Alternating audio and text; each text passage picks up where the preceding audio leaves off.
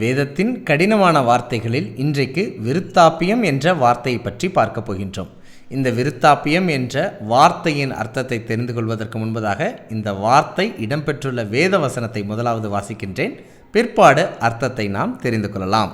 ஆதியாகமம் 35 அதிகாரம் 28 வாக்கியம். ஈசாக்கு விருத்தாப்பியமும் பூரண ஆயுசுமுள்ளவனாகி 180 வருஷம் ஜீவித்திருந்தான். இந்த வசனத்தில் விருத்தாப்பியம் என்ற வார்த்தை இடம்பெற்றுள்ளதை நாம் பார்க்க முடிகின்றது. இந்த வார்த்தைக்கு இணையான ஆங்கில பதம் என்ன பயன்படுத்தப்பட்டுள்ளது என்றால் பீயிங் ஓல்டு என்று பயன்படுத்தப்பட்டுள்ளது. சரியான எளிமையான தமிழர்த்தம் என்னவென்றால் வயது முதிர்ந்தவன் என்றும் முதிர் வயதுள்ளவன் என்றும் நாம் அர்த்தம் கொள்ளலாம். இந்த அர்த்தத்தை வைத்து இந்த வசனத்தை நாம் வாசித்தால் தெளிவாக இந்த வசனம் புரியும். ஈசாக்கு வயது முதிர்ந்தவனும் பூரண ஆயுசு உள்ளவனும் ஆகி 180 வருஷம் ஜீவித்திருந்தான் என்று நாம் பார்க்க முடிகின்றது.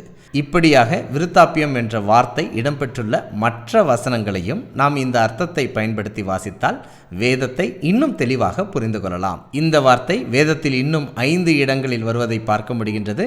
நீங்கள் தேடி கண்டுபிடித்தீர்கள் என்றால் கமெண்ட் பாக்ஸில் கமெண்ட் பண்ணுங்க. இந்த பதிவு உங்களுக்கு பிரயோஜனமாக இருக்குன்னு நான் நம்புகிறேன். மீண்டும் ஒரு பதிவில் இணைகிறேன். பகிர்வோம் இயேசுவை என்று அன்புடன் பைபிள் ஸ்கூல்.